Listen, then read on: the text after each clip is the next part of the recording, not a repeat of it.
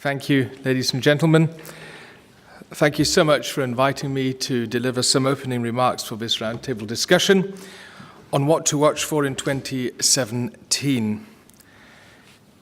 Now, our guest speakers won't have an easy time today. If you're in German politics, you usually always use the quote at the beginning of the year, es ist schwierig,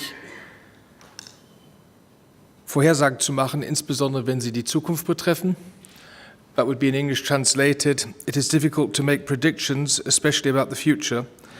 But predicting what will happen in 2017, I guess, is an even more difficult task.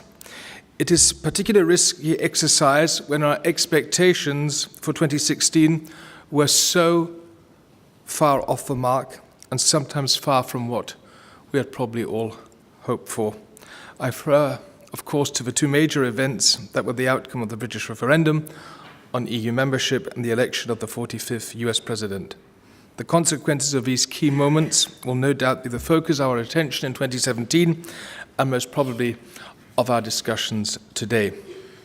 But many other events cannot be overshadowed by the first two. I'm thinking in particular about the repeated terrorist attacks such as in Brussels, Nice, Berlin and beyond the EU's borders. I recall the attempted coup in Turkey and the subsequent crackdown by Mr. Erdogan.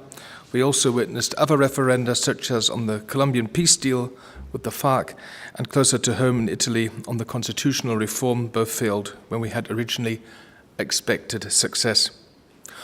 All these events have shaken up the political landscape in the European Union and beyond. Some have resulted in changes in leadership, notably in the United Kingdom, Italy and of course in the US.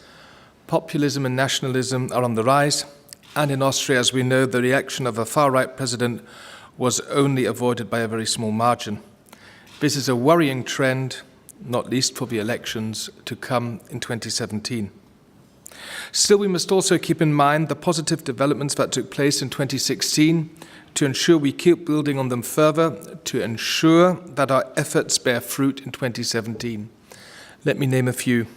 The landmark nuclear deal with Iran was a result of years of hard work and has significantly decreased the level of security risk in the region.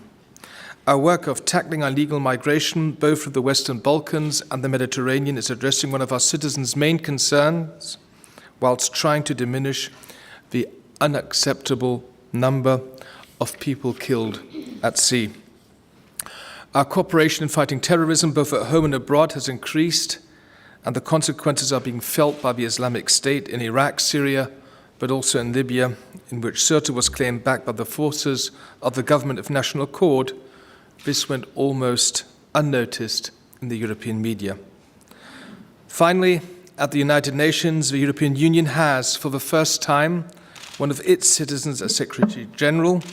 Mr. Guterres is an experienced politician with ambitious objectives, particularly in terms of peace and security.